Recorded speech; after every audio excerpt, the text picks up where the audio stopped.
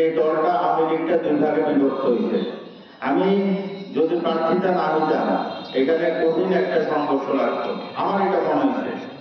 পরে আমি অনেকের বাড়িতে গেছি, আমাদের সিনিয়র নেতৃবৃন্দ কানন কাকা আছে, উনি এখন ওনার ইউনিয়নের 3 নম্বর ডোমরিয়া পুরোটা একসাথে করতে পারে নাই।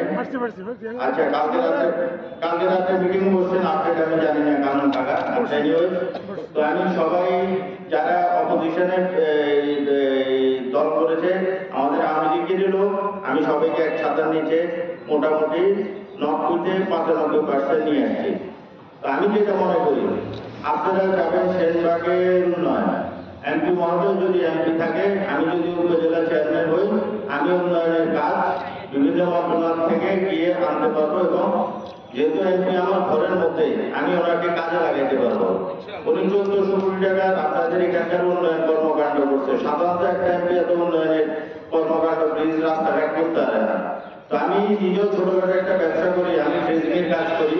আমি ওনাকে কোনো মন্ত্রীর কাছে নিয়ে গেছি, নিয়ে যাই যদি আমার নিজের কাজে দেখি মন্ত্রী উঠে ওনাকে দাঁড়ায় যায়, ওনার ফেসগুলো অনেক। তো এই কথাটা কেন বললাম, আপনারা যাকে তাকে নির্বাচিত করলে আপনাদের এই এলাকার উন্নয়ন হবে না। আমি আরেক কাকা আছেন, ওনাকে কাকা বলে সম্বোধন করি, জাফর আহমদ চৌধুরী। উনি কি উন্নয়ন করছে আমি জানি না, কিন্তু ওনার আমি বিপক্ষে কথা বলবো না। আমাদের বর্তমান যে প্রার্থী আছে, উনি যেভাবে বক্তব্য দেয়, আমি আর প্রতিফলিত করবো, ওনার দুটো বক্তব্য আমি শুনছি। তো শুনে আমি আমার সিনিয়র নেতৃবৃন্দকে জানাইছি, জানানোর পরে বললো দীপু সাহেব, এগুলি নিয়ে মাথা ঘামাবেন না, কোনো কথা বলবেন না, আপনি আপনার কাজ করে যান। আচ্ছা, যাই হোক, এখানে যত লোক আসে আমি সবাইকে অনুরোধ করবো, 21শে মে আপনারা ভোটার কেন্দ্রে যাবেন, ভোটার কেন্দ্রে গিয়ে আনারস মার্কায় ভোট দিবেন। সেই পাশাপাশি আমাদের একজন মহিলা ভাইস চেয়ারম্যান, ছেলে ভাইস চেয়ারম্যান আছে, সেটা আপনাদের ব্যক্তিগত মতামত, কিন্তু আপনারা মেনলি আনারসে ভোট করবেন। এবং এখানে যত লোক আসছে, আমি উদাত্ত আহ্বান করবো, আমরা ঘরের মহিলাদের পর্যন্ত আমরা পৌঁছতে পারি না, আমরা কিছু উদ্যান দিয়ে কথা বলার চেষ্টা করতেছি। আপনারা গিয়ে আপনাদের মা, বোন, আত্মীয় স্বজন যারা মহিলারা আছে সবাইকে বলবেন যে আমাদের ছেলে দীপু, সাইফুল আলম দীপু ভোটে দাঁড়াইছে, আনারস মার্কায়, ছেলেটা অত্যন্ত ভালো, না মিশলে বোঝা যায় না ছেলেটা কেমন নয়। তো তোমরা সবাই স্বতঃস্ফূর্ত ভাবে কেন্দ্রে যাবা, ভোট দিবে, এই কথাটা বলবেন নি? আমি